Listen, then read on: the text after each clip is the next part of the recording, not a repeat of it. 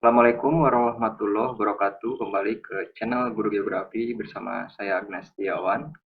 Di kesempatan kali ini saya akan memberikan pembahasan tentang teori tahap perkembangan kota. Jadi ini topiknya kelas 12 bab interaksi desa dan kota.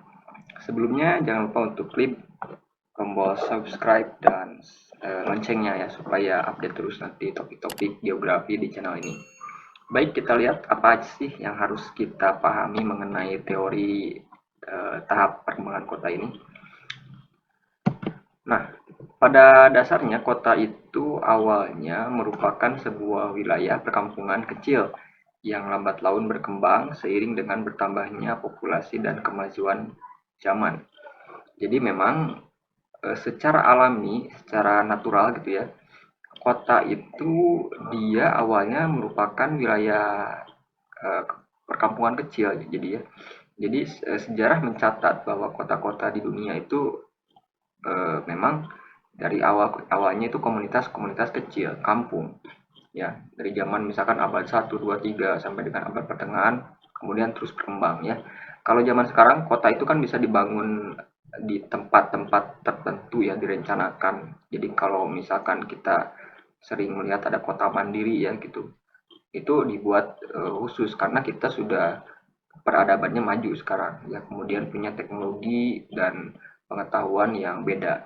Tapi kalau dari zaman dulu, zaman klasik, itu kota itu berkembangnya secara evolusi. Kita lihat ya seperti apa. Ini teorinya didasarkan atas ini ya, apa pemikiran dari Lewis Mumford ini, tokoh Amerika Serikat ya, ahli kota, perencanaan kota. Dia itu meneliti perkembangan kota dan menemukan bahwa kota-kota di dunia itu mayoritas dia mengalami perkembangan dari Teopolis, polis, metropolis, megalopolis ya. Kemudian Tiranopolis dan Nekropolis. Jadi ada fasenya. Dari fase awal lahir ya, kemudian berkembang sampai dia akan turun lagi sampai ke tahap kehancuran. Jadi ini menurut Lewis Mumford. Kita lihat seperti apa ciri-cirinya. Jadi kalian harus tahu ini karakteristik ciri-ciri tiap fase ini ya. Kita lihat. Nah yang pertama ini tahap eupolis nih anak-anak. Eupolis itu tahap awal ya. Tahap ini merupakan awal pembentukan benih sebuah kota yang dicirikan dengan adanya perkampungan nih seperti ini. Jadi kegiatan masyarakatnya, aktivitas masyarakatnya itu pada tahap ini masih fokus pada sektor pertanian, pertambangan, perkebunan dan perikanan. Jadi memang masih dia berkutat di sektor agraris primer gitu ya. Jadi hanya di sana belum ada spesialisasi pekerjaan, kemudian masyarakatnya mungkin masih homogen ya dan belum heterogen ya, banyak etnik, banyak dari berbagai negara gitu ya seperti zaman sekarang. Jadi tahap Eopolis itu tahap paling awal dari perkembangan sebuah kota ya. Kata kuncinya tuh kampung, kata kuncinya tuh. Jadi wilayah perkampungan kecil. Ya. Kemudian dari Eopolis dia berkembang menjadi polis. Nah, apa itu polis? Polis itu tahap kota yang dicirikan dengan munculnya pasar di tengah perkampungan serta mulai berdirinya industri kecil. Pengaruh industri pada tahap ini masih belum begitu besar. Jadi kalau kalian sering lihat Yunani ya, paling kayak gini ya kotanya, itu kan ada kuil-kuil kayak ini ya. Ini biasanya ada polis Athena, polis Sparta, mungkin kalau sering main game apa ya. Nah, itu polis itu gitu, jadi ada sebuah kota ya, kota kecil dibatasi oleh benteng atau apa, ada pintu masuknya. Nah di dalamnya itu ada berbagai macam ini rumah, kemudian perkampungan, ada industri, ada pasar ya. Nah, ini pasar ini menjadi salah satu sentra kegiatan masyarakat mulai tumbuh. Ya orang itu kan datang ke sana. Ya. Kalau ada industri pasti ada pasarnya untuk memasarkan hasil kegiatan industri ya, meskipun baru tahap kecil itu industrinya. Jadi itu polis kayak gini. Dia sudah mulai rame tuh, ya, jadi sudah mulai ada aktivitas jual beli gitu ya. Nah, jadi ini mulai meningkat. Kemudian dari polis dia akan menuju metropolis.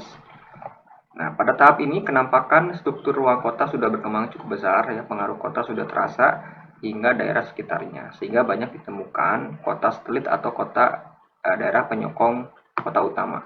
Jadi kalau metropolis itu dia kota inti. Nah, kota inti ini dia memberikan pengaruh ke daerah pinggiran. Nah, artinya apa? Ini kota inti ini menjadi sebuah magnet gitu. Nah, ini kota-kota satelit di pinggirannya dia sebagai penyokongnya, misalkan penyokong sumber daya pangan, sumber daya bahan mentah, atau sumber daya manusia untuk tenaga kerja. Contoh misalkan Jakarta, Jakarta kan kota inti. Nah, di sekelilingnya ada Tangerang, Depok, Bogor, Bekasi, Karawang itu kota penyangga. Itu kan sentra-sentra industrinya di sana, bahan mentah, pangan, bahkan para pekerja kan kaum urban dari sana. Ya, tapi intinya tetap di Jakarta, itu ya contohnya kayak gitu. Kemudian tahap selanjutnya tahap megalopolis. Nah, pada tahap ini dicirikan dengan perilaku manusia ya, di atasnya yang hanya berorientasi materi. Jadi karena sudah terlalu apa namanya berkembang kotanya sehingga dia mengarah ke materialistik ya. Sistem birokrasinya buruk, standarisasi produk lebih dipentingkan pada tahap ini. Contohnya ketika kota Paris pada abad ke-18, New York pada awal abad ke-20. Oke. Nah, ini misalkan kota New York dulu ya, tapi kota New York zaman dulu ya, misalkan ketika awal abad 20 belum semodern sekarang. Nah, ini kayak gitu. Mulai materialistik gitu ya. Orang-orangnya mulai lebih ya hedonis ya gitu ya. Kemudian ada kota Tiranopolis. Dari megalopolis masuk ke Tiranopolis ini tahap awal kehancuran kota. Jadi kondisi perdagangan mulai menurun signifikan sehingga menimbulkan kekacauan dan kriminalitas meningkat pesat. Jadi ini mulai menurun turun ke bawah ya. Jadi memang sebuah kota itu punya tahap itu ya, siklusnya sama kayak hidupnya. Ada awal, ada puncak, ada akhir ya, mundur. Nah, di Tiranopolis ini kayak gitu juga. Jadi masyarakatnya sudah mulai agak jelas ya. Jadi perdagangannya mulai menurun sehingga masyarakat kesulitan untuk apa namanya mendapatkan barang pokok atau apa sehingga muncul kriminalitas. Kita kan manusia gitu ya. Kalau sudah berhubungan dengan perut apapun dilakukan ya kan. Menjarah lah, membunuh, jambret ya. Coba lihat Jakarta udah kayak gitu nggak? Udah masuk ke Tiranopolis nggak? Ya. Ini karena misalkan juga kalau ledakan penduduk populasinya terlalu padat, populasinya padat, heterogen, tapi kesempatan kerja sedikit, ya diskriminasi di mana-mana ada segregasi keuangan ya pemukiman kelas elit menengah slum area ya pasti ada hal-hal kriminalitas kayak gitu. Tahap akhir dari kota itu nekropolis ini ya, jadi nekropolis itu tahap disebut juga dengan the city of dead, kematian, kehancuran total kota karena berbagai faktor, ada kelaparan, perang, bencana, atau sistem tata kota yang buruk. Ini kayak contohnya ini kalau ini diserang ini perang, jadi kota itu bisa hancur gara-gara dia sendiri, masyarakatnya yang sudah terlalu yang gitu, ya hedonis, kemudian lama-lama hancur. Bisa kelaparan karena kehilangan sumber daya makanan atau apa ya terisolasi ya. Atau perang kayak di Timur Tengah, di Palestina ya, Suriah itu udah hancur kan. Kemudian ada misalkan kalau birokrasi kotanya buruk gitu ya, banyak korupsi ya bisa hancur ya karena memang semua itu harus berdasarkan kebijakan pemerintahan yang bagus.